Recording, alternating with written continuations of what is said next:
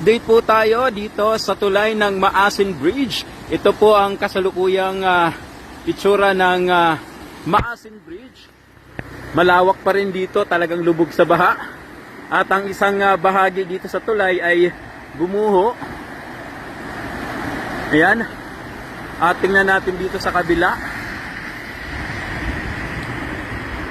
So ito po yung kasalukuyang sitwasyon ngayon dito sa tulay ng Maasin Bridge, Aborlan, Palawan.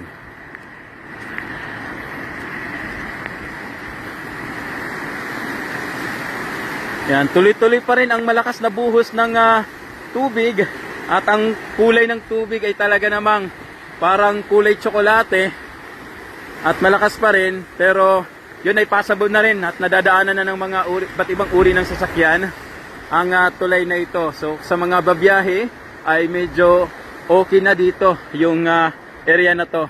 Dahil nung nakarang araw talaga namang lubog sa tubig ang tulay na ito. Pero ngayong araw na ito ay nadadaanan na mga kaibigan.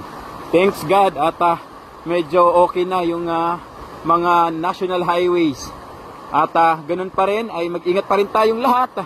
Ingat pa rin po tayo sa mga posibleng darating pa sa mga susunod na mga oras o araw.